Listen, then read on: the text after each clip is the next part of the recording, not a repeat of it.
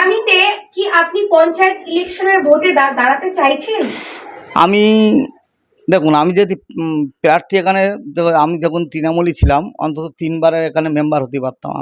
আমার টিকিট দিয়েছিল পার্টি, আমি টিকিট স্বেচ্ছায় অন্যকে দিয়েছিলাম। আমি কোনো পয়সা লুবি না এবং পদ লুবি না। আমি সাধারণ মানুষের জন্য। আমি পঞ্চায়েত ইলেকশনে আখের আলী মণ্ডল এখানকার পঞ্চায়েতগুলোতে বোম বন্দুক বাহিনী দিয়ে ছাপ্পা রিগিং ভোট লুট করে পঞ্চায়েত দখল করেছিল, কি বলবেন আপনি? দেখুন, ঘটনাতে তার প্রমাণ একটা জিনিস দেখুন।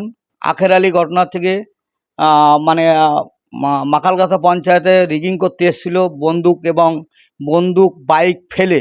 মাখালগাছা যেহেতু হাবাসপুরের মানুষ, তার প্রতিবাদ করেছিল, সাধারণ মানুষ প্রতিবাদ করে তাকে আটকাইছিল। আটকালি তাকে বোম মেশিন এবং থেকে মোটর বাইক ফেলে মাঠ দিয়ে কাদা দিয়ে ঝাঁপাইয়ে বাড়িতে গিয়ে চলে গিয়েছিল পলাইয়ে। পুনরায় তৃণমূল সন্ত্রাস করে যদি জেতার চেষ্টা করে আপনি কি করবেন? দেখুন, ঘটনা সন্ত্রাস বলতে আমি কিছু মনে করি না, কেন সন্ত্রাস মানুষ তার প্রতিরোধ করবে।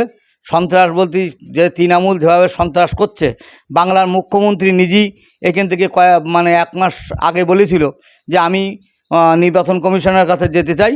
নির্বাচন কমিশনের কাছে গিয়ে আমি বলবো যে ঘটনাতে বাংলা যেন শান্তিভাবে ভোট হোক। বাংলার মুখ্যমন্ত্রীর দল এবং মুখ্যমন্ত্রী কি শান্তিভাবে ভোট করবে, এইটাই তো আমাদের আজ থেকে বড় বলার আছে।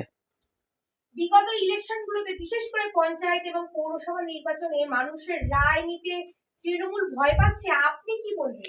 তৃণমূল তো ভয় পাবে, ওরা মানুষ ওদের সাথে নেই। কেন কাটমানি খেয়ে গিয়ে ওদের লিডাররা কাটমানি খেয়ে গিয়ে, অধিকাংশ লিডাররা, সবাই না, অধিকাংশ লিডাররা কাটমানি খেয়ে গিয়ে সাধারণ মানুষের কাছে যাওয়ার মতন রাস্তা নেই। শুধু একমাত্র রাস্তায় ব্যানার টাঙাচ্ছে, ফেস্টান টাঙাচ্ছে, দেয়াল লিখছে, এই ছাড়া কিছু নেই। ধন্যবাদ।